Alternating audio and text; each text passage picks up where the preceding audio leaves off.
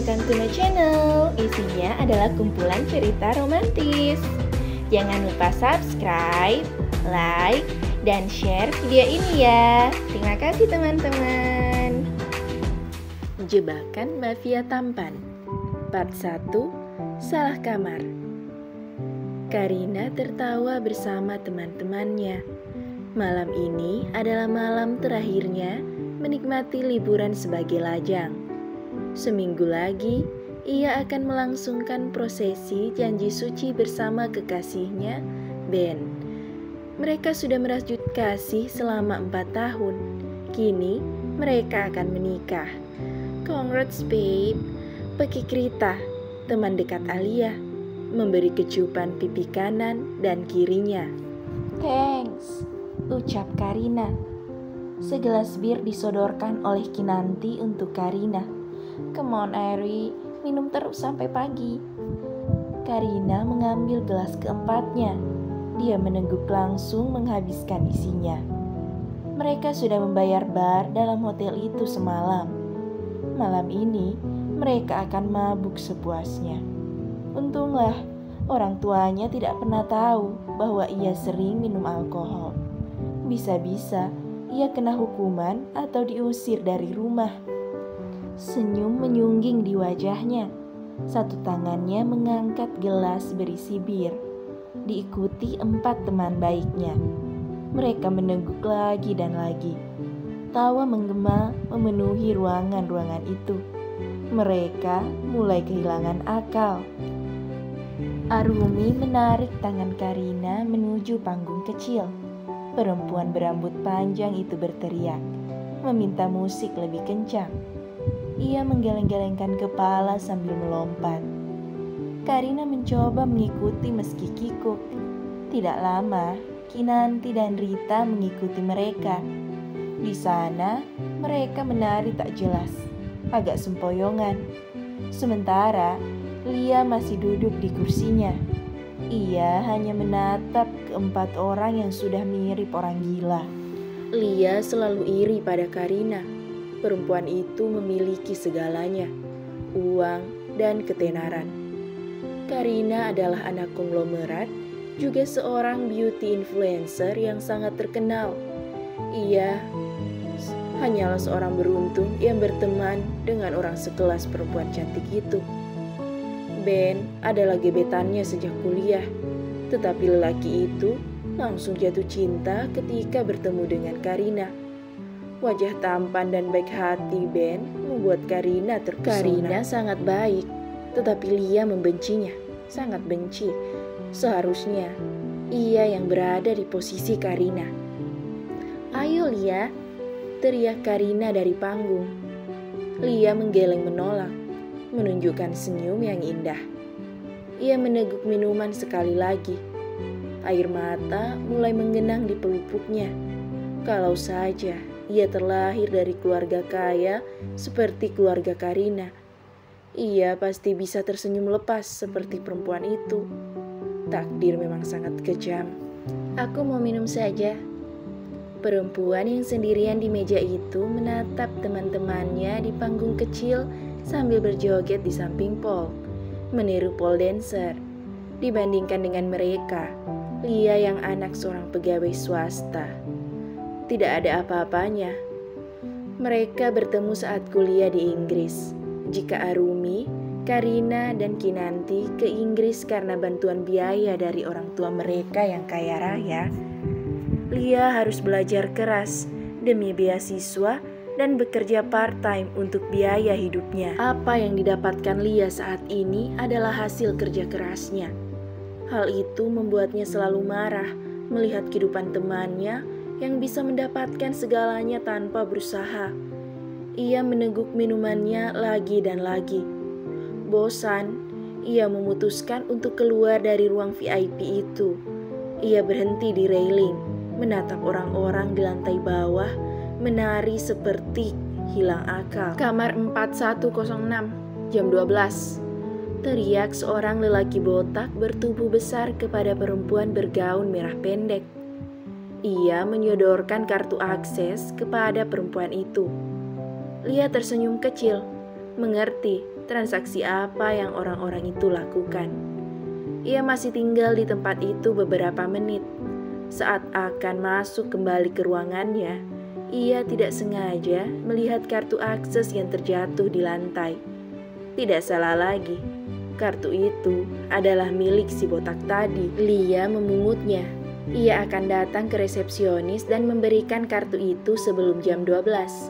Sayang sekali kalau transaksi tadi batal karena ia tahu si botak itu pasti ingin perempuan dan perempuan tadi butuh uang untuk menunjang gaya hidupnya. Saat masuk ke ruangan, Lia melihat ketiga temannya sudah di meja menikmati minuman. "Aku akan minum sampai mabuk. Setelah menikah, aku tidak akan diizinkan minum lagi," teriak Karina. Lia hanya memperhatikan mereka, sesekali menimpali. Melihat waktu yang hampir tengah malam, ia pamit dengan alasan mengantuk. Kartu akses merah itu dipegang oleh Lia.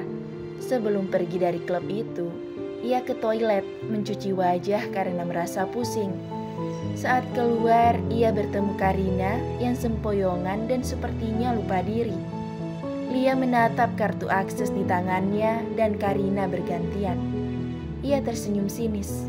Sesekali, Karina, anak manja itu harus diberi pelajaran. Alex baru saja selesai dengan urusannya.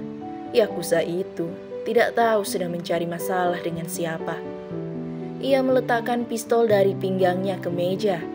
Kemeja hitamnya dibuka dan dilempar asal, begitupun dengan jeansnya.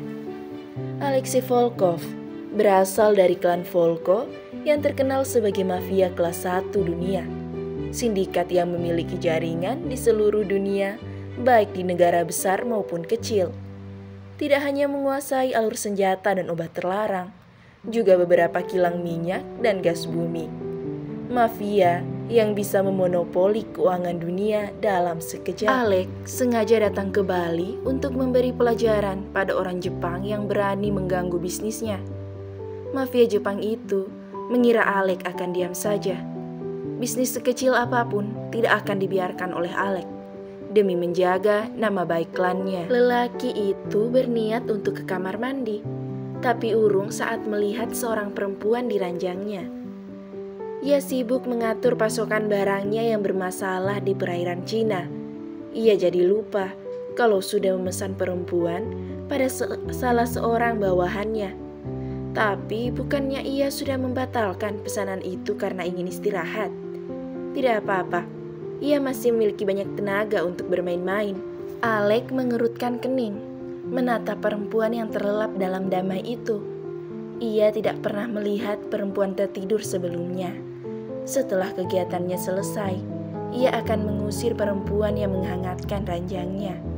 Baginya, perempuan diciptakan hanya untuk dinikmati tubuhnya. Alex baru tahu kalau perempuan binal pun akan terlihat baik dan polos saat tidur. Perempuan itu memiliki rambut coklat yang sama dengan Alex, entah itu asli atau diwarnai. Rambutnya terurai, ikal di bagian bawah, hidungnya tinggi, tidak begitu lancip. Bibirnya dipulas lipstik nude diombre dengan pink, penuh dan berbentuk sempurna. Bulu matanya tebal dan lentik di bawah alis yang tidak kalah tebalnya. Ia jadi penasaran, bagaimana mata perempuan itu saat terbuka. Seulas senyum ditarik oleh Alex, dalam hati memuji kecantikan perempuan yang sebentar lagi memenuhi dirinya. Banyak perempuan yang lebih cantik yang pernah mengisi malam Alex, tapi jelas perempuan di ranjangnya itu berbeda. Semoga saja ia tidak dikecewakan dengan layanan tubuhnya. Bibir Alex mendarat di bibir perempuan itu, mengucupnya singkat. Aroma alkohol menguar memenuhi penciuman Alex.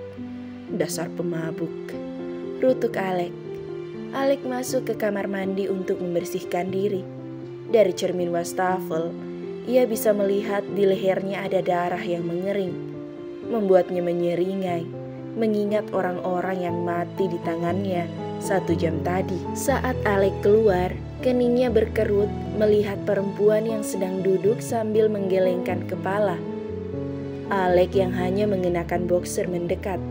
beringsut menaiki ranjang. Ia tidak pernah tergesa-gesa seperti itu. Tapi karena perempuan itu, ia tidak bisa menunggu 1 detik pun untuk mencicipi tubuhnya. Akhirnya, rasa penasaran Alek terhadap warna mata perempuan itu terjawab sudah. Perempuan itu memiliki mata biru yang bening seperti air laut. Di tengah-tengahnya, lingkaran kecil berwarna keunguan, cantik dan menggoda. "Hai sweetheart," bisik Alek, meletakkan tangannya di pipi perempuan itu. Perlahan, wajah Alek mendekat. Bibirnya melumat bibir perempuan itu dengan rakus. Karina yang mendapatkan ciuman secara tiba-tiba terkesiap.